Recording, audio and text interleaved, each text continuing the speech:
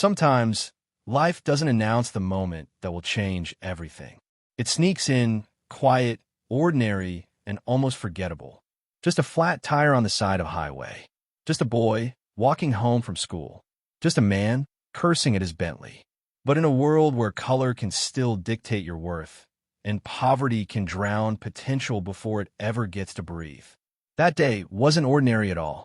This is the story of a boy they tried to ignore, until he helped a man who couldn't ignore him again. What happens next changed everything. 12-year-old Malik Carter had never seen a Bentley in real life. He lived on the rough side of town, East Haven, a place people only remembered when a crime hit the news. But to Malik, it was home. The sidewalks cracked, the street lamps barely worked, and the corner stores sold more beer than groceries. But he knew every block like the back of his hand. Malik walked home from school every day, backpack full of books no one expected him to read, shoes too small because his mama couldn't afford new ones, and a heart big enough to believe in something better, even when the world said he shouldn't. That day, the sun scorched his neck as he trudged up Elmsworth Avenue. That's when he saw it. A sleek black Bentley Continental, parked awkwardly on a shoulder, hazard lights blinking. And beside it, a tall, light-skinned man in a crisp white shirt, sweating, frustrated, and staring at a flat tire like it had personally betrayed him. Malik slowed his steps. He knew better than to walk too close to expensive cars. People like him didn't belong near them. But something about the man's expression, desperation, confusion, maybe even fear, made Malik pause. "You need help, sir?" The man looked up, startled. He glanced at Malik, dark skin, oversized backpack, scuffed sneakers, and hesitated. His jaw clenched. "You know anything about changing tires?" "More than most. My uncle runs a mechanic shop. I help out sometimes." There was another long pause. Then the man exhaled. "Fine. If you know what you're doing, be my guest." Malik set down his backpack, rolled up his sleeves, and got to work. Changing a tire ain't magic. But that day, it might as well have been. Malik moved with a quiet confidence. He loosened bolts, worked the jack, and replaced the tire like he'd done it a dozen times. The man watched, arms crossed, clearly impressed but trying not to show it. "You said your uncle's a mechanic?" "Yeah. Taught me everything.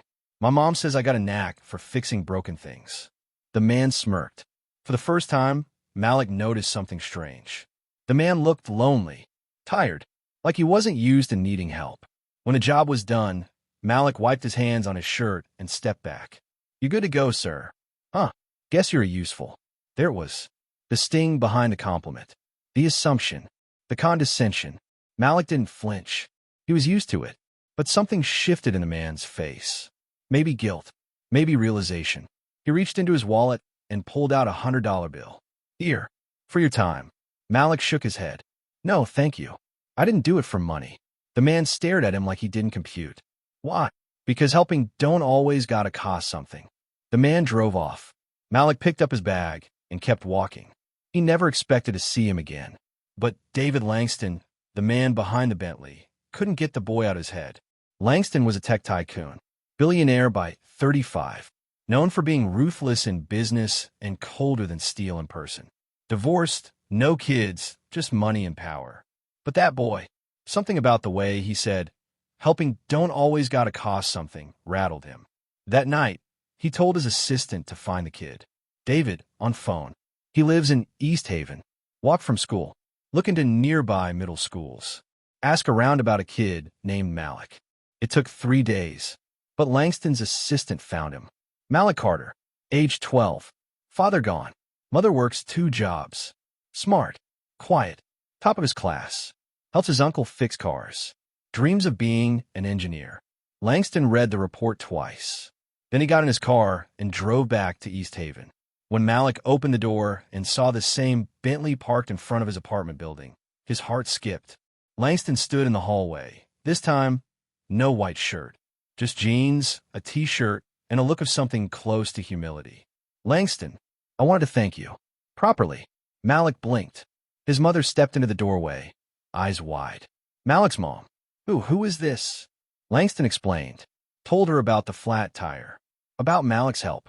About how he wanted to do something for the boy who helped him with no expectation of return. Langston, I want to offer Malik a scholarship. Full ride. Private school. Mentorship. Access to my tech firm's internship program when he's old enough. Silence. Malik's mom, tears forming. What? Langston paused. Langston, because I almost judged him by how he looked, where he came from. But he's worth more than I saw, and I want to help him be seen. The next year changed everything. Malik transferred to one of the best private schools in the city. New books, new backpack, tutors, access, exposure, and mentorship directly from David Langston himself. He was the only black student in most of his classes. Some kids whispered. Some teachers doubted. But Malik stayed focused. He didn't just survive, he excelled. Robotics club, engineering competitions, coding boot camps. Every chance they gave him, he owned. And all the while, Langston watched from the sidelines, occasionally mentoring, but mostly learning. One day, he invited Malik to the tech firm headquarters. This company, I built it from nothing. But now I see, I didn't build it alone. I built it from opportunity, privilege, second chances. You're giving me my first one. Langston smiled. No, Malik, you earned it. I'm just finally seeing what's been here all along. Malik never forgot East Haven. Every summer, he returned to his uncle's garage, taught other kids what he knew, helped fix engines, gave out books, set up a community STEM program with Langston's help. One day, while teaching a group of boys how to build a basic robot, one asked, "Boy, you rich now?" Malik chuckled. "Not yet, but I'm building something better. A future where we all can be."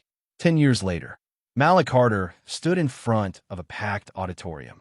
He was now 22, a full graduate from MIT, CEO of his own tech startup focused on urban infrastructure and education access. Langston sat front row, proud. "I was just a kid with a backpack and a dream. I didn't look like I belonged. I didn't sound like what they expected, but I helped a man with a flat tire. And that man helped me believe that maybe, just maybe, I wasn't invisible." That day, the world met the future. And it all started with a flat tire.